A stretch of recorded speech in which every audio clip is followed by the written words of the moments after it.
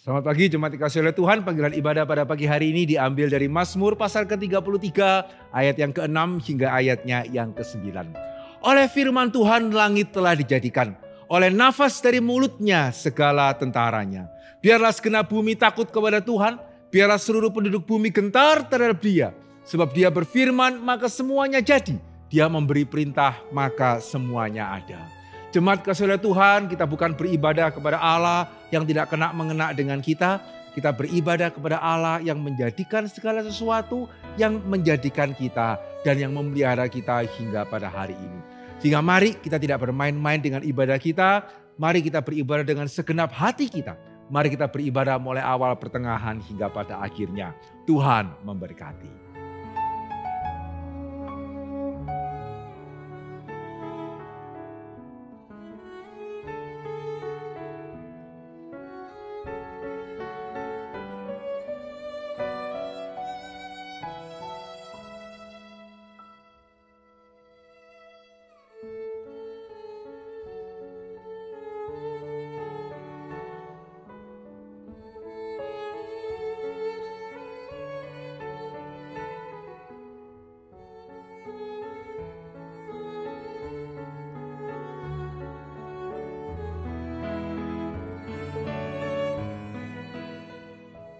Ibadah kita pada pagi hari ini kita mulai di dalam nama Allah Tritunggal. Kiranya Allah Bapa, Allah Anak, Allah Roh Kudus memberkati seluruh ibadah kita. Mulai awal, pertengahan hingga pada akhirnya. Hormat bagi Allah.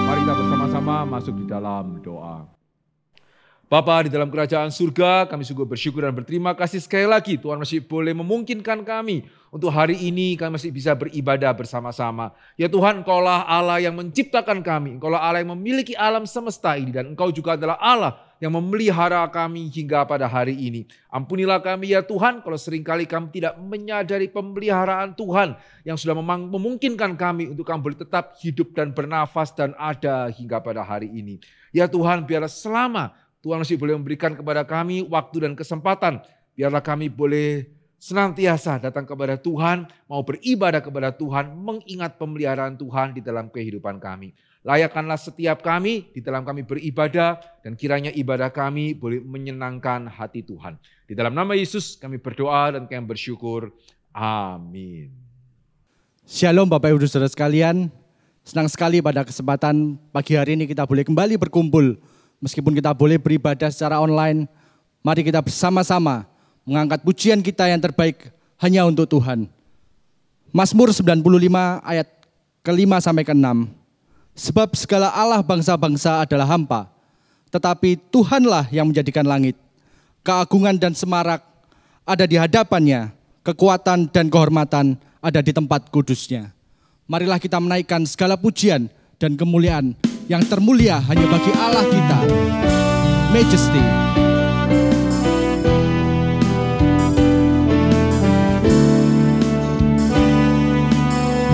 Mulia.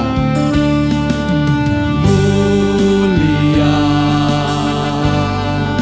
Sembah Raja mulia. Bagi Yesus segala hormat, sembah, puji. Mulia, Tuhan Maha Mulia. Mulia, Tuhan Maha Kuasa. Dari surga terdengarlah kidung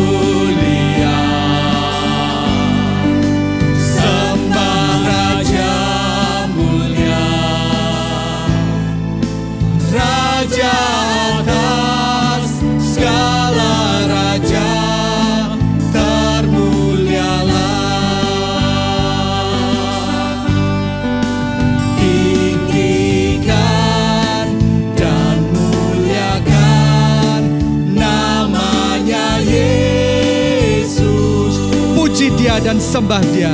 Puji Dia dan sembah Dia, Kristus Sang Raja. Oh, Mulia sembah Raja mulia, Raja atas segala raja, termulialah. mari kita nyanyi dan bersorak bagi Tuhan. Nyanyi dan bersoraklah bagi Dia, pujian hormat kuasa bagi Raja. Gunung tunduk, laut bergelora, mendengar namamu. Ku bersuka atas kebaikan-Mu, selamanya ku kasihi Engkau Tuhan. Tiada janji seperti yang ada padamu. Sekali lagi angkat suaramu, nyanyi dan bersoraklah. Nyanyi dan bersoraklah bagi Dia, pujian hormat kuasa bagi Raja. Gunung tunduk, laut bergelora, mendengar namamu. Ku bersuka atas perbuatan-Mu, selamanya ku kasihi Engkau Tuhan. Tiada janji seperti yang ada padamu.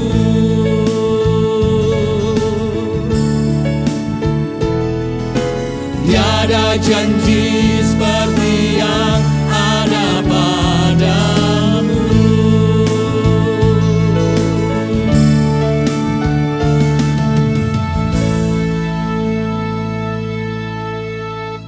Sebab Tuhan kita yang termulia, Dialah yang layak untuk menerima segala pujian, hormat, dan sembah kita. Mari jemaat, saya undang kita semua untuk sekali lagi meninggikan Dia. Mari kita sembah Dia dan puji Dia.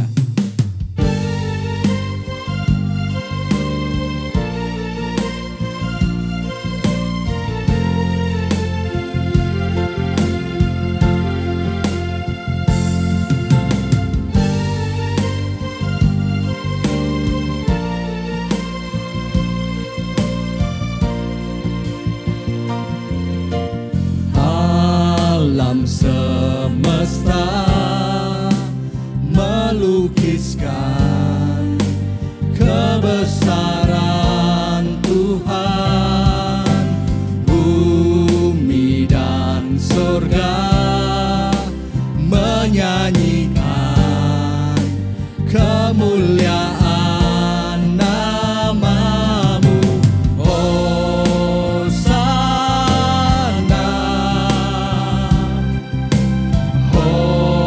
Hosana. Layak dipuji disembah, Kaulah yang bertata dulu, sekarang dan selamanya. Raja atas segala raja, namamu besar termulia.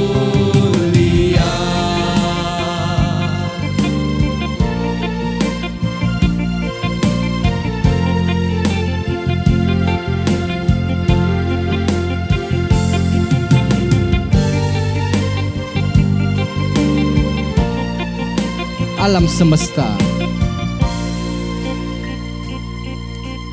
Alam semesta melukiskan kebesaran Tuhan. Bumi dan surga menyanyikan kemuliaan namamu. Hosana, Hosana, Hosana.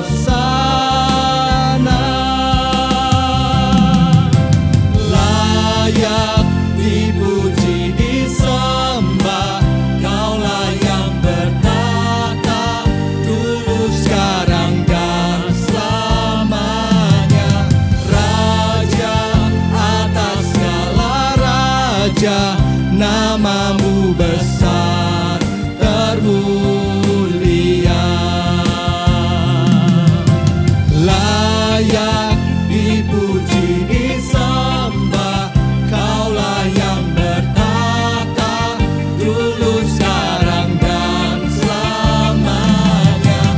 Raja atas segala raja, namamu besar termulia.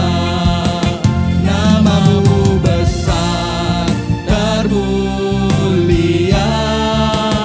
Namamu besar termulia.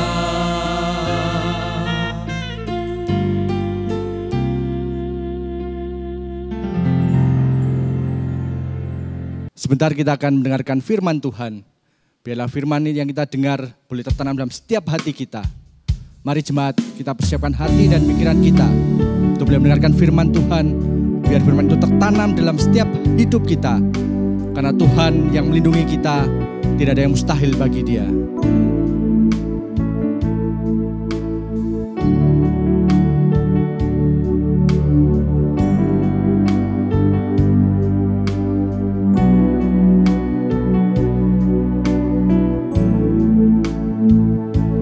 Ku yakin saat kau berfirman, ku menang saat kau bertindak. Hidupku hanya ditentukan oleh perkataanmu. Ku aman karena kau menjaga. Ku kuat karena kau menopang. Hidupku hanya ditentukan oleh kuasa-Mu. Sebab bagi Tuhan tak ada yang mustahil. Bagi Tuhan tak ada yang mustahil. Bagi Tuhan tak ada yang tak mungkin.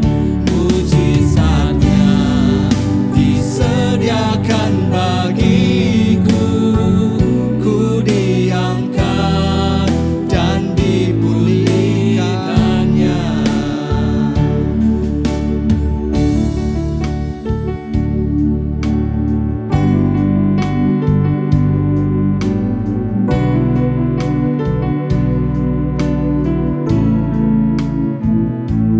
Ku yakin saat kau berfirman, Ku menang karena Kau yang bertindak. menang saat kau bertindak. Hidupku hanya ditentukan oleh firman-Mu Tuhan. Hanya ditentukan oleh perkataanmu.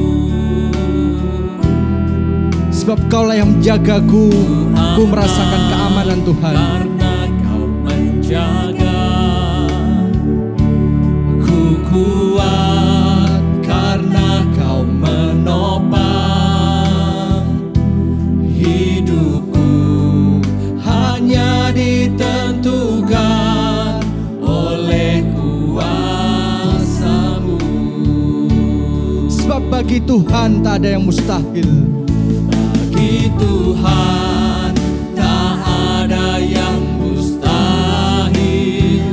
Bagi Tuhan tak ada yang tak mungkin. Mujizatnya disediakan bagiku. Ku diangkat dan dipulihkannya.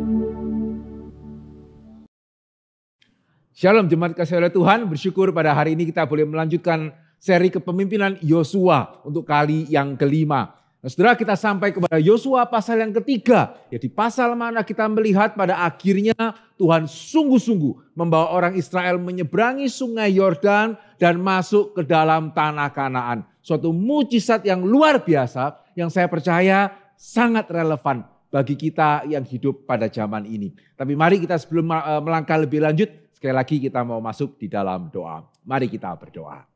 Bapa dalam kerajaan surga, bersyukur dan berterima kasih sekali lagi untuk semua pemeliharaan Tuhan atas setiap kami hingga pada hari ini. Dan biarlah melalui pemberitaan firman Tuhan pada kesempatan kali ini, Tuhan kembali boleh menyatakan siapa Tuhan kepada setiap kami. Sekaligus Tuhan juga boleh menolong kami untuk kami boleh berespon secara benar kepada Tuhan. Pakai hamba-Mu dalam segala keterbatasannya ya Tuhan, bukalah hati setiap kami. Berbicaralah kepada kami. Di dalam nama Yesus kami berdoa dan kami bersyukur. Amin. Jemaat kasih oleh Tuhan, pada hari ini kita hidup pada zaman ya di mana film sudah mempunyai sound effect yang begitu baik ya, CGI yang begitu baik sehingga adegan-adegan yang luar biasa bisa ditampilkan dengan sedemikian alami. Tetapi kalau kita mau kembali kepada zaman Alkitab, di sana kita melihat mau CGI apa ya? Ya sehingga bagaimana ketika penulis Alkitab mau menggambarkan hal-hal yang luar biasa besar. Yang hari ini begitu ya tinggal memakai efek sudah bisa. Tapi pada waktu itu ya kita bersyukur Tuhan boleh memberikan hikmat bijaksana kepada penulis Alkitab. Sehingga meskipun tanpa CGI ya mereka bisa memakai kata-kata. Ya kalimat-kalimat yang kalau kita boleh baca kita akan bisa menangkap betapa besarnya apa yang Tuhan lakukan termasuk di dalam Yosua pasal yang ketiga. Ya tadi di awal sekali saya mengatakan di pasal ini pada akhirnya Tuhan membawa bangsa Israel masuk ke dalam tanah Kanaan. Dan kita yang sudah cukup lama menjadi orang Kristen kita pasti sudah tahu dengan cara apa Tuhan membawa Israel masuk ke dalam tanah Kanaan. Bukan dengan cara yang biasa tetapi dengan membawa mereka melalui sungai Yordan. Nah saudara, tapi hari ini saya ingin mengajak kita membaca sedikit lebih teliti. Ya sehingga meskipun kita mungkin tahu cerita ini dari sejak sekolah minggu, kita bisa mendapatkan pengertian atau gambaran yang lebih hidup. Nah saudara, di dalam Yosua pasal yang ketiga, Yosua pasalnya yang ketiga, ayatnya yang ke-17, dikatakan apa di sana? Tetapi para imam pengangkat tabut perjanjian Tuhan itu tetap berdiri di tanah yang kering, di tengah-tengah sungai Yordan, sedang seluruh bangsa Israel menyeberang di tanah yang kering, sampai seluruh bangsa itu selesai menyeberangi sungai Yordan. Apakah yang diulangi dua kali? Ya, tetapi para imam pengangkat tabut perjanjian Tuhan itu tetap berdiri di tanah yang kering, di tengah-tengah sungai Yordan. Sedang seluruh bangsa Israel menyeberang di tanah yang kering. Sampai seluruh bangsa itu selesai menyeberangi sungai Yordan. Sehingga di sini kita melihat dengan memberikan satu keterangan. Ya kita bisa membayangkan apa yang Tuhan lakukan pada waktu dia membawa orang Israel masuk ke dalam tanah Kanaan. Bukan cuma sekedar Tuhan memampukan bangsa Israel menyeberangi sungai Yordan. Tapi dikatakan di sana dua kali. Ya dan bahkan diulangi lagi berikutnya. Dikatakan bahwa sungai Yordan itu diseberangi di dalam keadaan yang kering. Ya padahal kalau kita memperhatikan di dalam Yosua pasal ketiga ayat yang ke-15 dikatakan apa? Ya, dikatakan di sana sungai Yordan itu sebak sampai meluap sepanjang tepinya selama musim menuai. Ya, sehingga bangsa Israel menyeberangi sungai Yordan pada musim menuai. Pada waktu itu air sedang pasang, air sedang tinggi. Itu dikatakan sebak meluap. Tetapi yang luar biasa bagaimana orang Israel menyeberanginya. Ya dengan keadaan yang kering. Ya air itu sudah membentuk seperti tembok. Ya di tengah-tengahnya tanah yang bahkan bukan cuma sisa air sedikit. Sehingga bangsa Israel bisa menyeberang. Karena sekarang jumlah airnya berkurang. Tidak. Tetapi dikatakan beberapa kali Israel menyeberang sungai yang sedang meluap itu. Diseberangi di dalam keadaan yang kering. Ya sehingga di sini kita melihat Tuhan melakukan perbuatan yang luar biasa. Ya di sini kita melihat Tuhan melakukan suatu mujizat. Nah saudara, beberapa kali saya sudah mengatakan kita perlu berhati-hati pada waktu kita membaca cerita-cerita mujizat seperti ini di dalam Alkitab. Karena seringkali yang terjadi kita bukannya berfokus kepada Allah yang memberikan mujizat. Ya, tetapi kita berfokus kepada mujizat itu sendiri. Ya, sehingga pada waktu kita melakukan hal itu, ya khususnya kita yang tinggal pada zaman di mana pandemi masih belum tahu kapan akan selesai, kita pasti akan mengharapkan mujizat yang sama. Amin. Ya, jikalau kita berfokus kepada mujizatnya, ya maka kita mau tidak mau kita akan mengharapkan Tuhan lakukanlah mujizat yang sama pada hari ini. Dan ketika kita tidak melihat mujizat yang sama terjadi, apa yang terjadi? Yang terjadi adalah Tuhan ternyata berubah. Ya, Tuhan ternyata tidak sama. Ya, Tuhan ternyata tidak seperti apa yang dikatakan di dalam Alkitab. Atau jangan-jangan Tuhan yang dikatakan di dalam Alkitab itu tidak pernah sungguh-sungguh ada. Karena buktinya hari ini saya tidak melihat mujizat seperti yang dikatakan di dalam Yosua pasal yang ketiga. Adakah di antara kita yang hari ini berpikir seperti itu? Karena Alkitab mengatakan Allah mengadakan mujizat. Dan hari ini kita tidak melihat mujizat seperti yang kita lihat di dalam Yosua pasal ketiga. Sehingga kita mulai ragu. Ya, kita mulai goncang.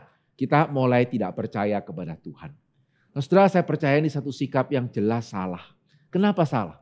Karena saya berkali-kali mengatakan yang namanya mujizat itu memang tidak sering. Ya, itu kenapa disebut sebagai mujizat. Karena tidak sering terjadi. Ya, satu peristiwa yang tidak umum. Ya, kenapa disebut sebagai supranatural? Ya, semata-mata karena tidak natural. Apa itu peristiwa natural? Peristiwa yang kita sering lihat. Matahari dari timur terbenam di barat. Itu namanya peristiwa natural. Saudara menjatuhkan benda padat kemudian jatuh ke bawah karena hukum gravitasi. Itu peristiwa supranatural. Itu peristiwa natural. Tapi peristiwa supranatural itu berarti peristiwa yang memang tidak sering kita lihat di tengah-tengah alam semesta ini. Itu kenapa disebut sebagai supranatural. Sehingga pada waktu kita membaca cerita mujizat dan kita mengharapkan mujizat terjadi ya setiap waktu secara bisa diprediksi, maka kita gagal mengerti mujizat itu sebetulnya apa. Dan yang kedua, ya pada waktu kita merasa jikalau hari ini kita tidak melihat mujizat berarti Tuhan berubah atau jangan-jangan Tuhan di dalam Alkitab itu tidak pernah ada, ini dongeng. Nah, saudara, itu menunjukkan kita seringkali seolah-olah menganggap ya, jikalau tidak ada mujizat Tuhan itu tidak bekerja. Ya, seolah-olah hanya kalau Tuhan melakukan mujizat kita baru berhutang kepada Dia. Ya, sehingga kita merasa selama ini sebetulnya tidak ada Tuhan, tidak terlalu kenapa-kenapa kok. Sekarang, ya seolah-olah baru sekarang ya Tuhan saya perlu Engkau. Baru sekarang ya Tuhan saya perlu Engkau melakukan mujizat dan Engkau tidak melakukan. Berarti Engkau ini kerjanya apa? Betul ya? Ya kenapa orang Kristen bisa kadang-kadang kecewa waktu tidak melihat mujizat? Karena mereka berpikir bahwa seolah-olah selama ini saya tidak pernah merepotkan Tuhan. Baru kali ini. Ya, saya merepotkan Tuhan, minta mujizat, Tuhan tidak kasih. Terus buat apa saya beribadah? Ya, berarti seolah-olah baru kali ini saya merepotkan Tuhan, Tuhan kok tidak bekerja. Berarti Tuhan itu tidak mengasihi saya. Nah, saudara, hal-hal seperti ini terjadi ya. Karena pada waktu kita melihat mujizat, kita tidak berfokus kepada Tuhannya, kita berfokus kepada mujizatnya. Padahal seharusnya pada waktu kita melihat suatu mujizat terjadi, termasuk bagaimana Allah mengeringkan sungai Yordan. Kita harus memahami bahwa mujizat di dalam Alkitab mengajak kita melihat Allah yang melakukan mujizat itu. Ya, mujizat tidak hanya memberitahukan kepada kita akan belas kasihan Tuhan. Ya sehingga Tuhan berarti engkau kasihan sama orang Israel, engkau tidak kasihan sama saya. Begitu ya. Bukan hanya itu. Tetapi mujizat menunjukkan kepada kita siapa Tuhan itu sesungguhnya. Sehingga pada waktu kita membaca mujizat, Allah menyeberangkan orang Israel untuk masuk ke dalam tanah Kanaan melewati sungai Yordan yang kering. Saudara, mujizat ini ingin menyatakan Allah yang seperti apa? Pernahkah kita memikirkan? Ya, setiap kita pasti tahu cerita Allah menyeberangkan orang Israel melewati sungai Yordan. Dan tadi kita sudah boleh melihat secara lebih hidup tanahnya sampai kering ya. Tapi saudara, kalau saya boleh tanya kepada saudara, menurut saudara mujizat ini mau menyatakan Allah yang seperti apa? Ya, Allah yang seperti apa yang dinyatakan di dalam mujizat ini? Saudara sudah beberapa kali, entah berapa kali mendengar atau membaca cerita ini. Saudara, kalau saya boleh tanya sungguh-sungguh, mujizat ini menyatakan Allah itu seperti apa? Saya percaya hari ini kalau ada sekian ratus orang yang melihat, bisa ada sekian ratus jawaban ya, yang berbeda. Betul ya? Yang menunjukkan kita tahu cerita mujizat ini, ya, tetapi kita tidak tahu maknanya apa. Padahal pada waktu kita kembali kepada Yosua pasal ketiga, pasal itu tidak hanya memberitahukan kepada kita Allah melakukan apa. Tetapi pasal yang sama memberitahukan kepada kita melalui peristiwa itu Allah ingin dikenal sebagai siapa. Betul ya? Kita melihat bersama-sama dalam Yosua pasal yang ketiga ayat yang ke-11 dan ayat yang ke-13 dikatakan apa? Sesungguhnya tabut perjanjian Tuhan semesta bumi berjalan menyeberang di depan kamu masuk ke sungai Yordan. Ayat 13. Segera sesudah kaki para imam pengangkat tabut Tuhan, Tuhan semesta bumi berhenti di dalam air sungai Yordan.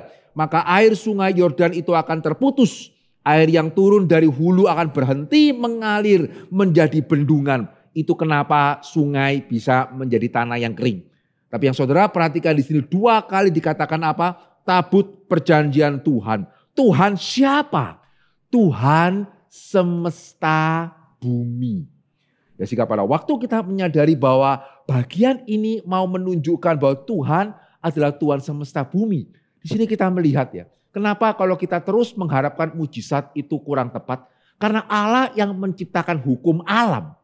Ya, karena dia Tuhan semesta bumi. Dia yang menciptakan bumi. Dia yang menciptakan hukum-hukum yang berlaku di bumi. Dia yang menciptakan alam. Dia yang menciptakan hukum alam.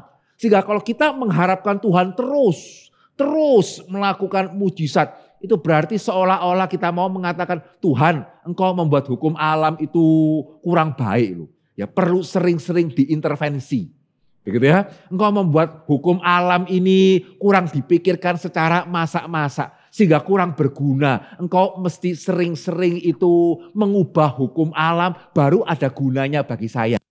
Ya, sehingga pada waktu kita mengharapkan mujizat terus terjadi. Dengan kata lain kita mengatakan engkau gak tahu ya bagaimana cara membuat hukum alam itu yang tepat. Begitu ya.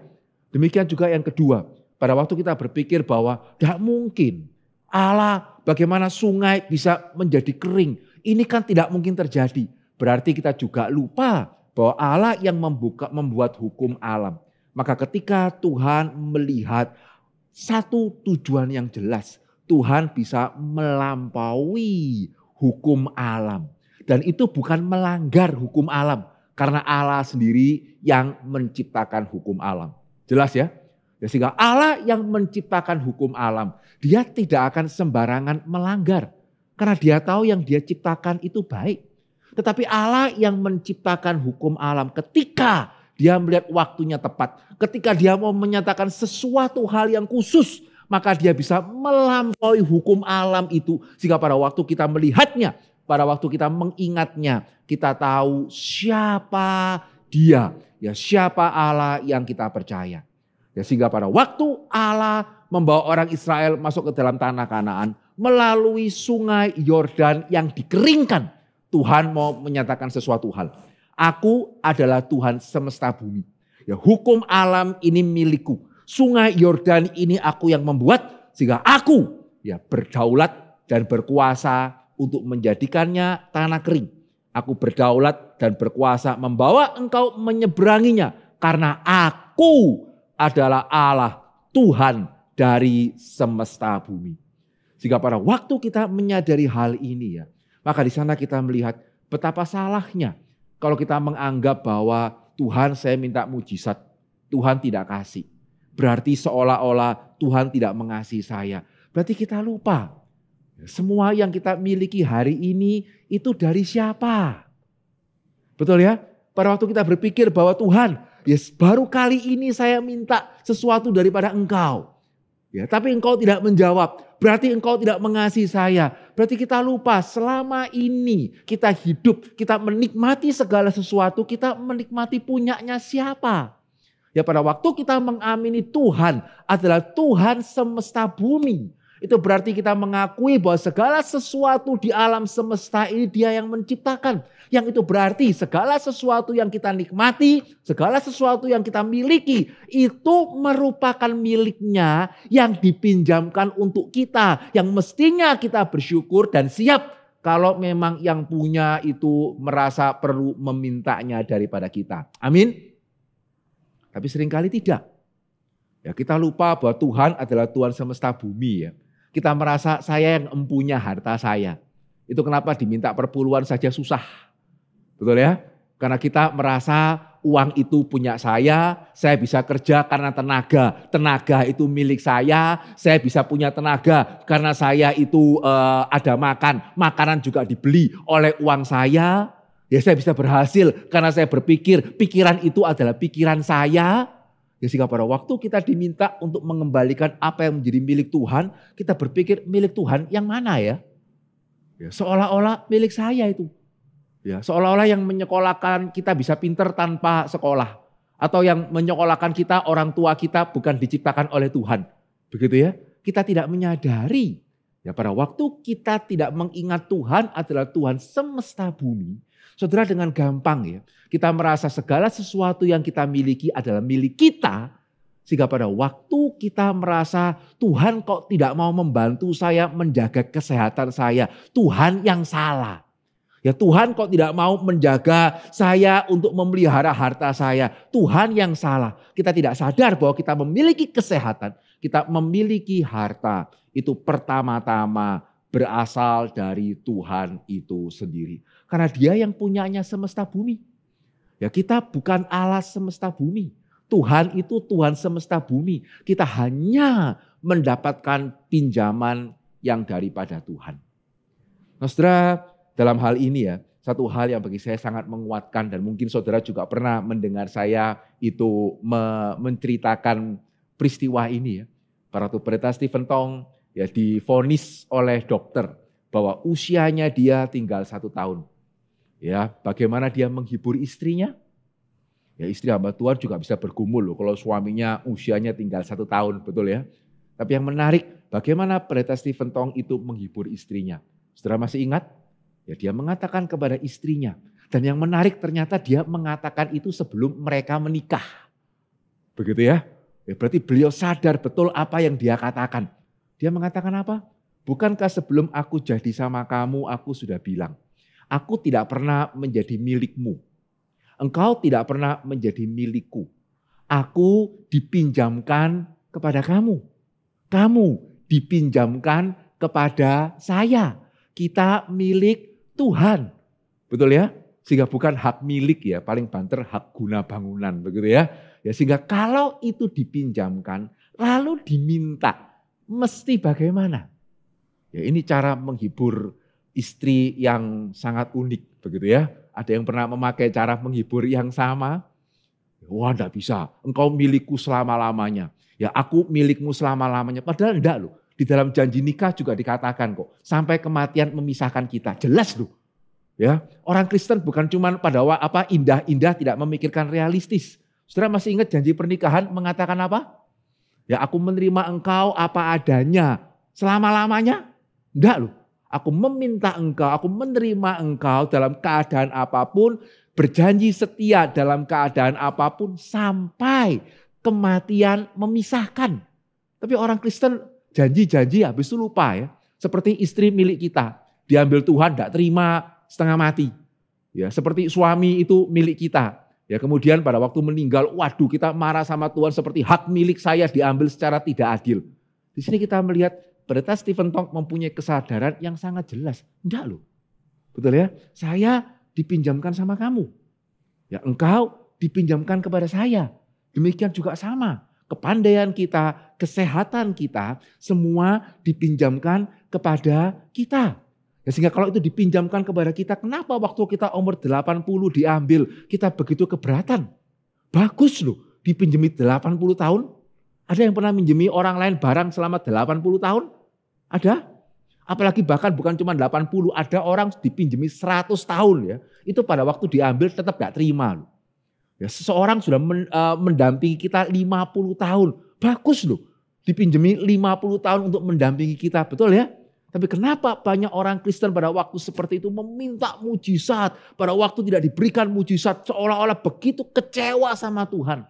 Karena kita lupa, ya Tuhan kita adalah Tuhan semesta bumi. Ya, kita lupa bahwa apa yang kita miliki berasal dari Tuhan. Ya, kita lupa bahwa tanpa mujizat pun pemeliharaan Tuhan nyata di dalam hidup kita. Mulai kita lahir sampai kita hidup pada zaman ini. Dan yang berikutnya, di sana kita melihat pada waktu kita tidak menyadari bahwa Allah kita adalah Allah semesta bumi. Itu berarti kita lupa bukan cuma sekedar semua milik kita itu milik Tuhan. Tetapi bahkan diri kita sendiri. Ya, diri kita sendiri sebetulnya juga milik Tuhan. Dan hidup kita juga adalah milik Tuhan. Nah saudara, ada satu cerita ya yang seringkali saya ingat sampai hari ini ya. Ketika satu kali ada seorang hamba Tuhan yang akan melayani, meninggalkan keluarganya. Dan dia tidak sering untuk meninggalkan keluarganya, begitu ya. Sehingga sebelum dia meninggalkan keluarganya itu waktu yang lama, dia sungguh-sungguh berdoa kepada Tuhan di depan keluarganya, ya, depan istrinya. Tuhan, jagalah keluarga saya sebelum selama saya akan berangkat. Saya percayakan keluarga saya ke dalam tangan pemeliharaanmu. Ya, peliharalah istri dan anak-anak saya ya Tuhan. Selama saya berangkat melayani Engkau begitu ya. Jagalah mereka. Saya percayakan mereka ke dalam tangan. Dia sungguh-sungguh sekali berdoa. Ya karena dia sayang sekali sama istri dan anak-anaknya ya. Tapi yang menarik adalah ketika dia selesai berdoa. Begitu ya. Istrinya kemudian mengingatkan dia dengan bercanda begitu ya. Istrinya mengatakan apa? Kamu berdoa ya. Ya, serahkan ke dalam tangan Tuhan, jagalah istri anak saya selama saya pergi. Menurut kamu, selama kamu ada di rumah ini, yang menjaga kami itu siapa? Begitu ya. Nah, saudara, suami ini hamba Tuhan yang baik, dia langsung sadar. Ya, berarti tanpa sadar. Loh, salah gak sih berdoa minta Tuhan menjaga keluarga kita pada waktu kita tidak di rumah? Loh ya enggak. Tetapi apa yang istrinya teguran halus dari istrinya menyadarkan dia bahwa seolah-olah selama ini kalau saya di rumah itu saya yang menjaga. Ya, itu kenapa doanya mungkin tidak sesungguh-sungguh kalau saya akan meninggalkan rumah. Sekarang saya sudah tidak di rumah lagi Tuhan. Ya, mulai besok saya akan pergi. Sehingga besok waktunya saya perlu Engkau Tuhan. Ya, sehingga tolong jaga istri dan anak-anak saya. Ya karena mulai besok saya tidak bisa mendampingi mereka. Jadi seolah-olah apa? Ya secara tanpa sadar. Betul ya, secara tanpa sadar dia berpikir bahwa selama ada saya, seolah-olah saya yang menjaga mereka. Tapi istrinya mengingatkan dia, enggak loh. Ya enggak ada kamu, Tuhan yang menjaga kami. Ada kamu, tetap Tuhan yang menjaga kita. Betul ya? Bukannya enggak ada kamu, baru Tuhan menjaga kami, ada kamu yang menjaga kami. Tidak. Tetapi tidak ada kamu, Tuhan menjaga kami. Ada kamu, Tuhan yang menjaga kita. Saudara, kenapa contoh ini kisah nyata ya. Kenapa hal ini sangat membekas di dalam diri saya? Ya karena saya pernah ngomong kepada saudara pada waktu saya studi di Singapura, saya mengalami hal yang sama.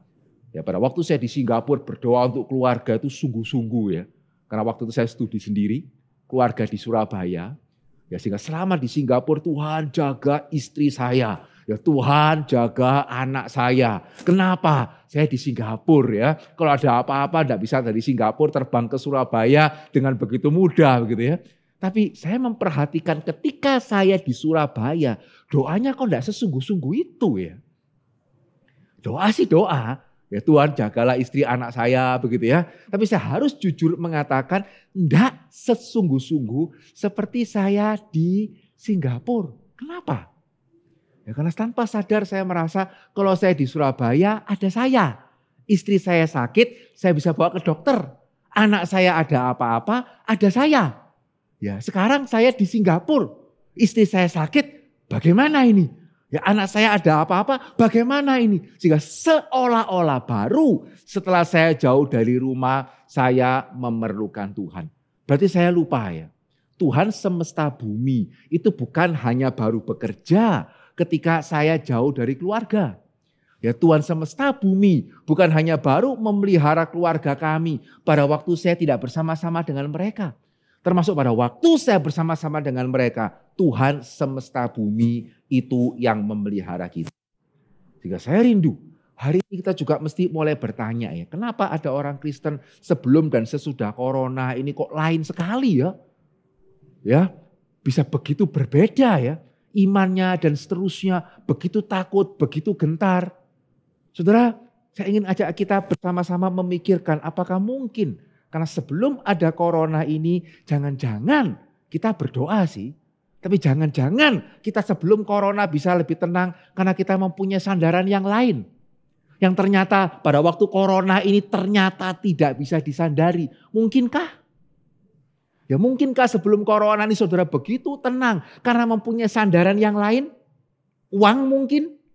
Yang sebelum corona terbukti sangat berkuasa, ya sakit dokter begitu ya, sakit Singapura begitu ya, sakit Amerika, siapa takut begitu ya. Hari ini dokter mana?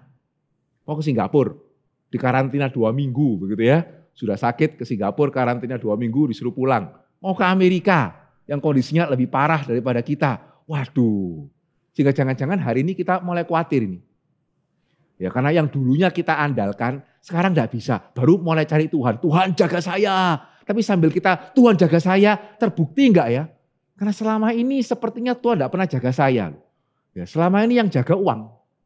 Ya, sehingga sekarang uang terbukti enggak bisa menjaga. Uang saya berapapun enggak ada jaminan, saya enggak kena. Ya, sehingga sekarang saya datang kepada Tuhan, kira-kira Tuhan bisa saya sandari enggak ya? Apakah dia bisa menjaga saya? Ya, sehingga seolah-olah ya sebelum corona yang menjaga kita itu uang jangan-jangan ya. Yaitu kenapa sebelum corona kita begitu tenang, setelah corona kita begitu susah. Karena yang namanya uang ternyata hari ini tidak bisa menolong kita. Yang namanya Singapura ternyata hari ini rumah sakitnya tidak bisa menolong kita. Yang namanya Australia, yang namanya Amerika hari ini tidak bisa menolong kita. Sehingga seperti hari ini baru kita ingat Tuhan, sehingga hari ini kita ketakutan. Seolah-olah selama ini Tuhan tidak pernah menjaga kita. Mungkin enggak? Nah saudara, kita harus baik-baik memikirkan hal ini. Loh Pak, berarti kalau begitu kita bersandar kepada Tuhan, maka sekarang kita boleh sembarangan. Jelas enggak. Karena kita adalah milik Tuhan. Maka baik sesudah corona maupun juga sebelum corona, kita mesti sama hati-hatinya. Nah ini juga kadang-kadang saya perhatikan ya. Banyak orang yang sebelum corona, wah pola makannya itu ajaib. Begitu ya, pola makannya itu ekstrim. Ya kalau diingatkan nanti darah tinggi loh ya, diabetes loh ya, kolesterol begitu ya. Wah jawabnya seolah ya semua orang pasti mati. Wah begitu ya. Ya tapi kenapa waktu ada corona kok takut ya? Ya kadang saya juga heran loh. Ya padahal sebelum corona diingatkan jawabannya sederhana. Ya setiap kita pasti mati. Nah terus kenapa kok sekarang kok mendadak takut? Sama kan? Sebelum sama sesudah corona tingkat kematian manusia berapa persen? Sama-sama 100 kok. Ya, sehingga corona meningkatkan tingkat kematian berapa persen? Ya 100% bisa ditingkatkan menjadi berapa persen?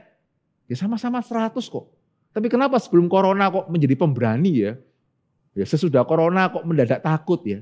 Jangan-jangan kembali ke tadi ya. Ya karena sebelum corona diabetes ada obatnya ya, saya bisa beli.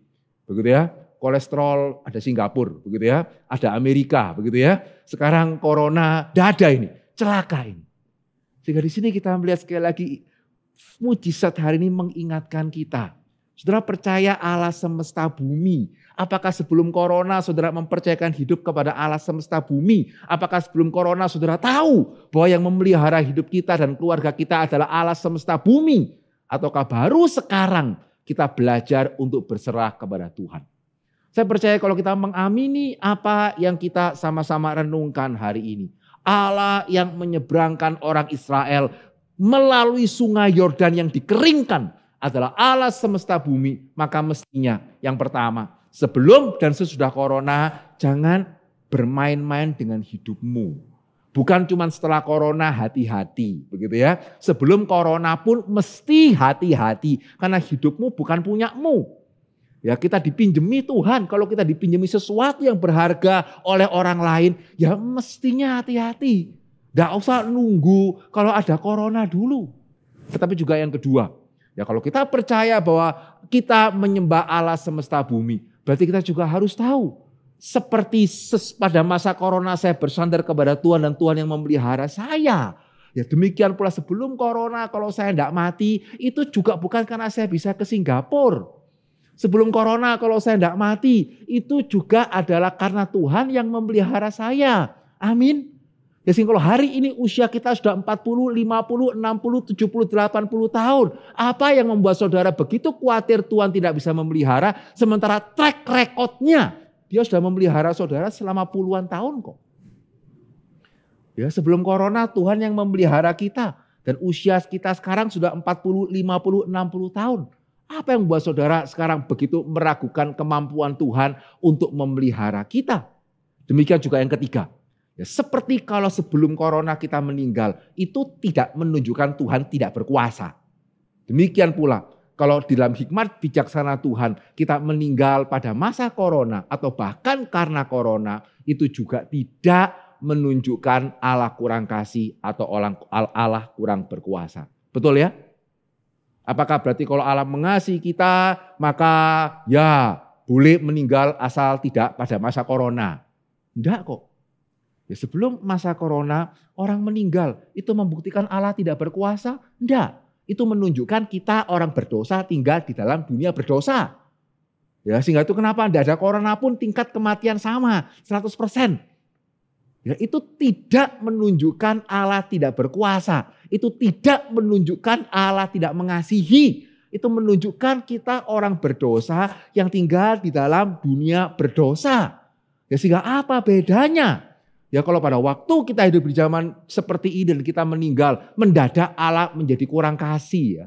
Mendadak Allah menjadi kurang mendengarkan doa kita begitu ya. Mendadak Allah menjadi kurang berkuasa. Ya seringkali karena kita tidak menyadari bahwa Allah adalah Allah semesta bumi. Dan selama ini sesungguhnya dialah yang memelihara kehidupan kita. Dan sehingga pada waktu kita mengamini hal ini, sekali lagi 3 hal ya. Sebelum sesudah corona ya jangan bermain-main. Ya sebelum dan sesudah corona ya bagaimana Allah memelihara kita. Sebelum dan sesudah corona kematian itu tidak menunjukkan Allah tidak mengasihi. Tidak menunjukkan Allah tidak berkuasa. Itu menunjukkan kita orang berdosa yang tinggal di dalam dunia berdosa. Ya, sehingga itu kenapa saudara kita harus sungguh-sungguh memahami apa arti mujizat ini. Dan itu juga kenapa ya. Kita mesti baik-baik mengingatnya. Ingat ya, perintah Tuhan kepada Yosua berkenaan dengan firman Tuhan itu apa? Yang pertama dia mesti tahu. Yang kedua dia perlu ingat. Demikian pula sama. Di dalam Yosua pasal ketiga kita melihat bagaimana Tuhan menyeberangkan sungai Yordan, membawa orang Israel menyeberangi sungai Yordan. Di dalam Yosua pasal yang keempat Tuhan meminta orang Israel mengingatnya. Nah, saudara perhatikan baik-baik. Karena seringkali orang Kristen pasti tahu Yosua pasal ketiga. Allah membawa Israel menyeberangi sungai Yordan. Coba tanya, setelah itu pasal berikutnya ngomong apa? Kalau ada yang tahu itu benar-benar guru sekolah minggu mungkin itu ya. Ya karena 9 dari 10 tidak akan tahu. Ya, setelah Allah menyeberangkan sungai Yordan, pasal berikutnya ngomong apa? Sama ya. Orang Kristen juga pasti tahu kan, di bawah Musa, Allah membawa orang Israel menyeberangi Laut Merah. Ya, mengeringkan Laut Merah. Coba tanya, ya setelah Allah membawa orang Israel mengeringkan Laut Merah, menyeberangi Laut Merah, pasal berikutnya ngomong apa? Saya yakin, kalau tidak percaya, di sebelah saudara ada sanak saudara kan. Coba tanya, begitu ya. Ya 9 dari 10 tidak akan bisa menjawab. Ya karena ini menunjukkan kita tahu mujizatnya. Kita tidak tahu setelah mujizat itu apa. Dan yang menarik adalah baik pada waktu Tuhan membawa orang Israel di bawah Musa menyeberangi Laut Merah, maupun Tuhan membawa orang Israel di bawah Yosua menyeberangi Sungai Yordan, pasal berikutnya sama. Tuhan meminta orang Israel mengingat. Betul ya? Di dalam Yosua pasal keempat ayat yang ketiga dikatakan apa? Perintahkanlah kepada mereka demikian. Angkatlah 12 batu dari sini di tengah-tengah sungai Yordan ini. Buat apa batu itu ya Tuhan? Di ayat yang ke-5 dan ayat yang ke-5 sampai ke-7 dikatakan, untuk apa batu itu? Di ayat yang ke-6, supaya ini menjadi tanda di tengah-tengah kamu. Jika anak-anakmu bertanya di kemudian hari, apakah artinya batu-batu ini bagi kamu? Maka haruslah kamu katakan kepada mereka bahwa air sungai Yordan terputus di depan tabut perjanjian. Ketika tabut itu menyeberangi sungai Yordan, air Yordan itu terputus. Sebab itu batu-batu ini akan menjadi tanda peringatan bagi orang Israel untuk selama-lamanya. Tuhan yang menyeberangkan orang Israel melewati sungai Yordan yang sudah dikeringkan. Tuhan mau mereka ingat dan Tuhan mau anak-anak mereka untuk mengingat. Kenapa? Ya, kenapa tindakan Tuhan yang besar harus diingat? Saudara, sederhana. Ya karena pertama, memang patut diingat. Ya, sungai menjadi kering itu patut diingat. Ya, Yesus mati di atas kayu salib menyelamatkan dosa kita, itu patut diingat. Yesus bangkit dari antara orang mati, kuburnya kosong, itu patut diingat. Yesus naik ke surga, itu patut diingat. Ya sehingga kenapa mujizat perlu diingat? Ya karena memang perlu diingat. Dan yang kedua, karena di sini kita melihat memang tidak sering terjadi. Ya itu kenapa perlu diingat? Ya karena sungai Yordan tidak kering setahun sekali. Ya, Yesus tidak mati 10 tahun sekali. Tidak. Ya kenapa mujizat perlu diingat? Karena sekali lagi apa yang saya katakan dari awal, memang mujizat tidak sering terjadi. Saudara tidak perlu diingatkan matahari terbit dari timur ya karena setiap hari begitu.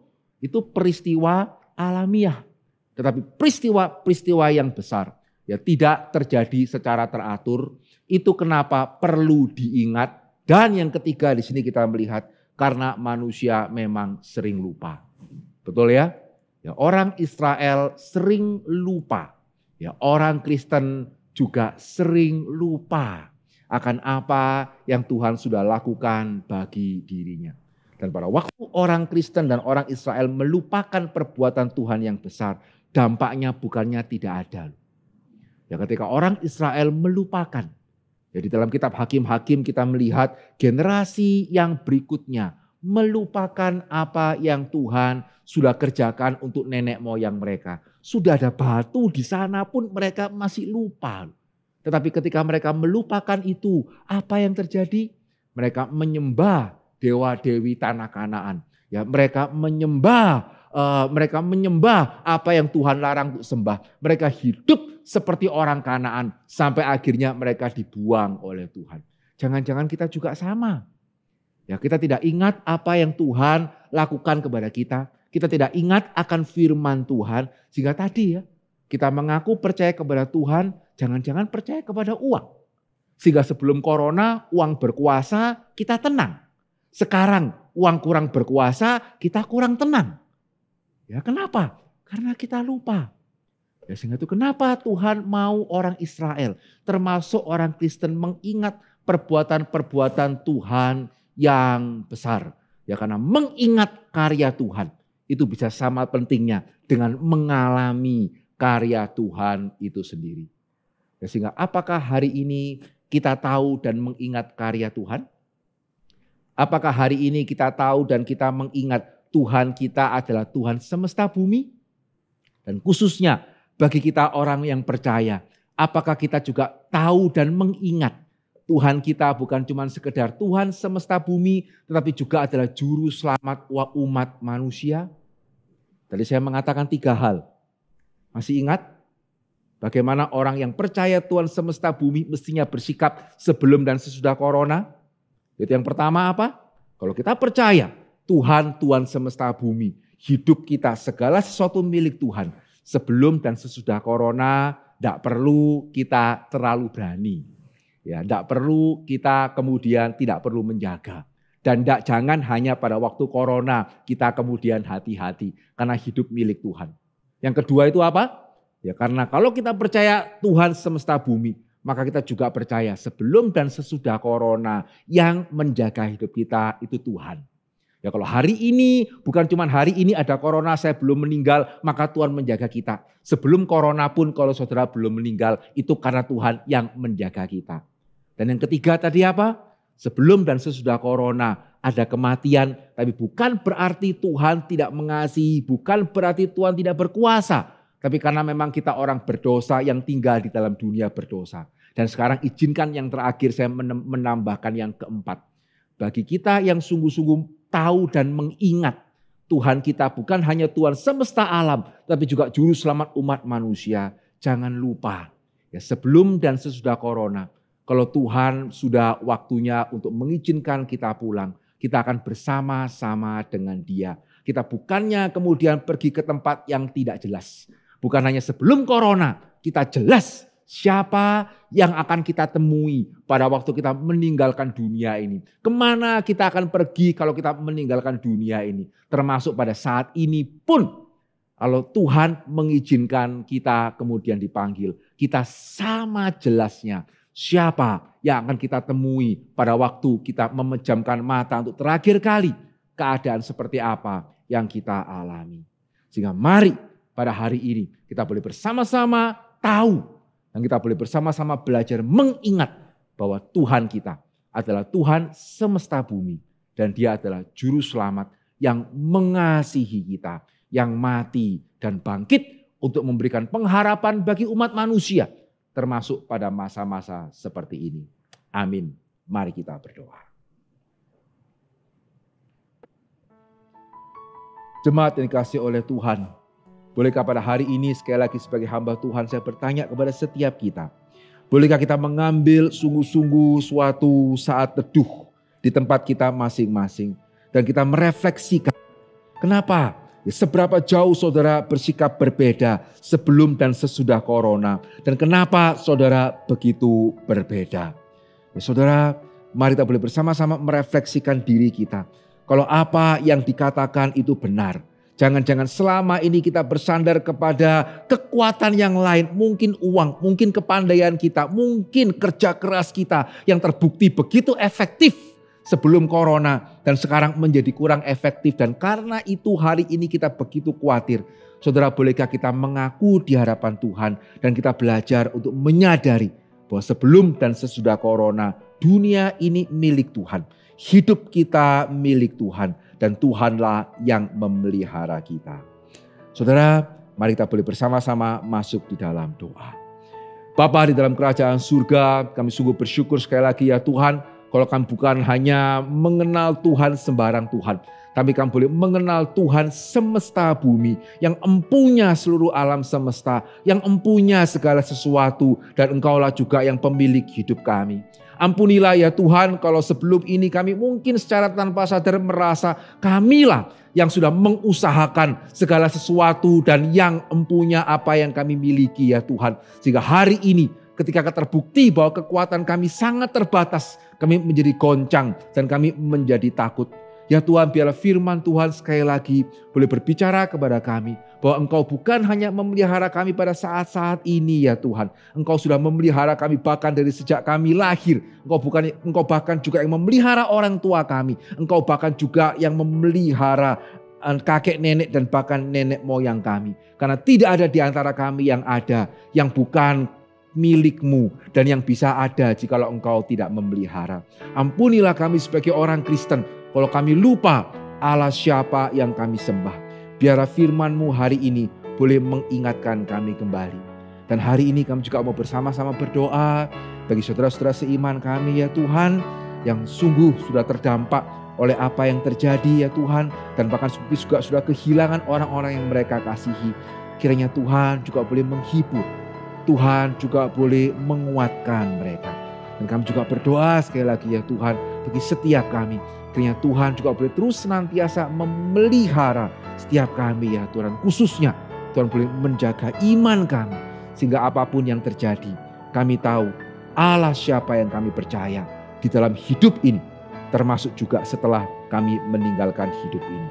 Suara manusia sudah berlalu. Biarlah Roh Kudus Tuhan yang boleh menguatkan, memberikan damai sejahtera yang sejati kepada setiap kami. Di dalam nama Yesus kami berdoa dan kami bersyukur. Amin. Puji Tuhan, mari jemaat kasih Tuhan bersama dengan jemaat Tuhan di segala tempat dan segala abad, kita akan mengakukan pengakuan iman kita seturut dengan pengakuan iman rasuli yang sedemikian.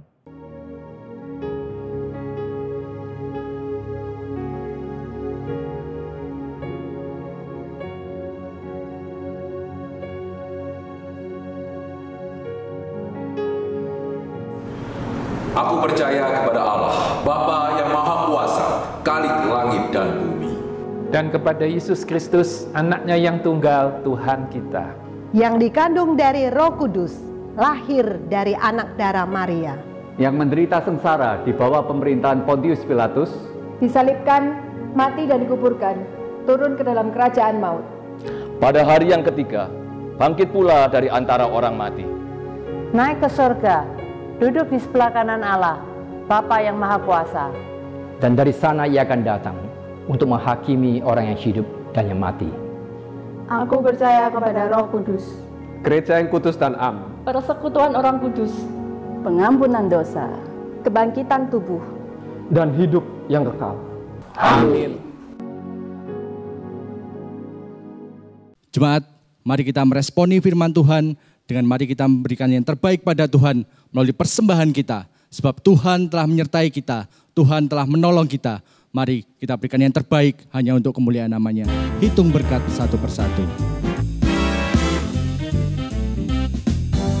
Bila gelombang kehidupan menimpa, hati jadi takut dan putus asa. Jangan lupa berkat Tuhan hitunglah, pasti kau tercengang akan karyanya. Hitung berkat satu persatu, dan lihatlah karya Tuhanmu. Hitung berkat satu persatu, hitung berkat yang melimpah padamu.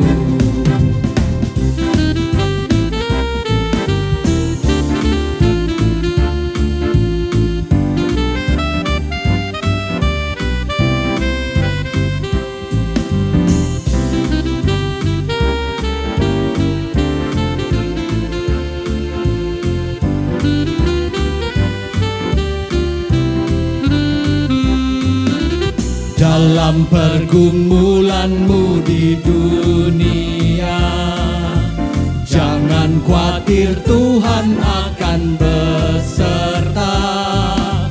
Yang mengirim malaikatnya menjaga, membimbing, menghiburmu sampai surga. Hitung berkat satu persatu, dan lihatlah karya Tuhanmu. Hitung berkat satu persatu, hitung berkat yang melimpah padamu.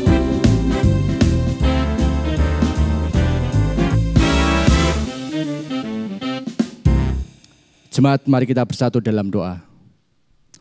Tuhan, sungguh kami bersyukur pada kesempatan pagi hari ini kami boleh memberikan persembahan Tuhan.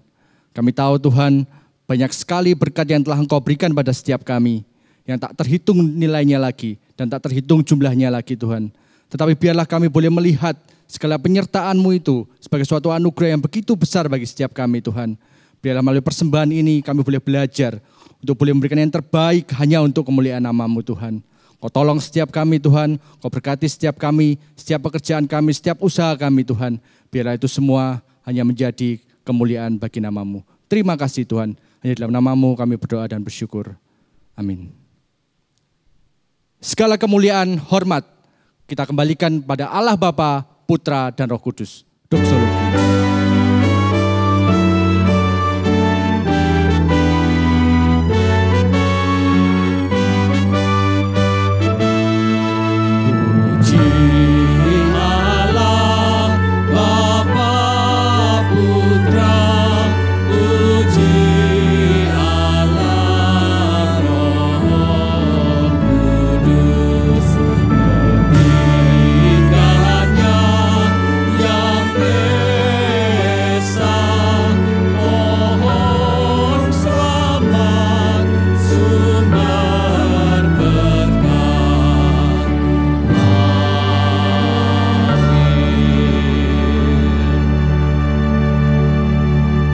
Jemaat kasih oleh Tuhan, mari kita boleh menerima berkat Tuhan dari tempat kita masing-masing.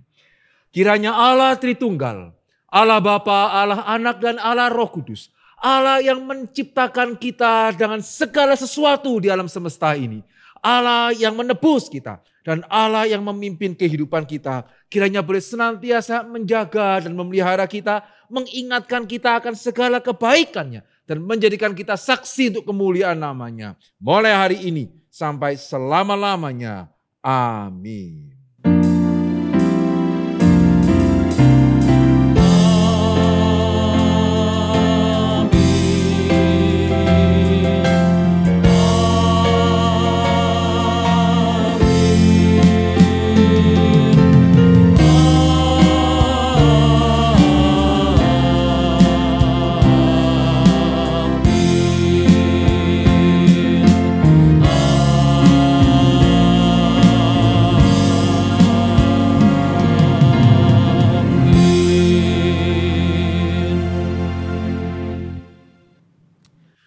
Mari kasih oleh Tuhan, saya ingin mengajak setiap kita untuk boleh senantiasa saling mendoakan satu dengan yang lain, khususnya pada masa-masa seperti ini. Ya, biarlah kita boleh mendoakan ya saudara-saudara seiman kita yang terdampak, dan biarlah Tuhan boleh memakai doa-doa kita untuk boleh menguatkan mereka.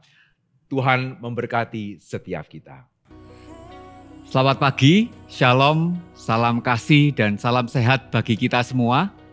Bapak Ibu sekalian, ada beberapa pengumuman penting. Yang pertama untuk pengurus rayon, setelah ibadah online ini kita ada rapat rayon jam 2 siang. Diharapkan semua pengurus rayon bisa datang tepat waktu. Lalu yang kedua, mengingatkan bagi kita semua yang sudah mendaftar untuk ESBS, Pendeta Henry akan melanjutkan dengan sesi yang kedua, yaitu adalah tentang renewing of the mind. Kita tahu Rasul Paulus mengalami perubahan yang begitu drastis dari seorang penganiaya jemaat menjadi orang yang begitu menggebu-gebu tentang Injil. Sebuah perubahan tentang perilaku itu tidak mungkin tanpa perubahan akal budi dan keyakinan. Jadi kita mau tahu apa yang dialami oleh Rasul Paulus, apa yang membuat dia itu mengalami perubahan tersebut, dan bagaimana kita juga mengalami perubahan akal budi dan keyakinan yang sama. Mari kita mengikuti, ingat besok hari Senin jam 7 malam. Lalu yang berikutnya adalah Rabu tanggal 5 Agustus kita ada persekutuan doa online. Diharapkan jemaat bisa melihat kesaksian-kesaksian yang sangat menguatkan dan firman Tuhan, kebenaran firman Tuhan yang membuat kita kokoh dalam keyakinan kita. Lalu yang terakhir ada 2 berita duka, yaitu dengan berpulang ke rumah Bapak Suwiro Wijoyo, yaitu papanya Vera, pada hari Rabu tanggal 29 Juli. Lalu yang kedua yaitu dengan meninggalnya Bapak Ongko Joyo, yaitu kakak iparnya Bapak Robi Wijaya, papanya Unang Wijaya. Kita turut berduka cita dan kita mendoakan semua keluarga yang ditinggalkan supaya diberikan kekuatan dan penghiburan daripada Tuhan. Baik, demikian untuk pengumuman pada hari ini. Terima kasih, selamat berhari Minggu, Tuhan memberkati.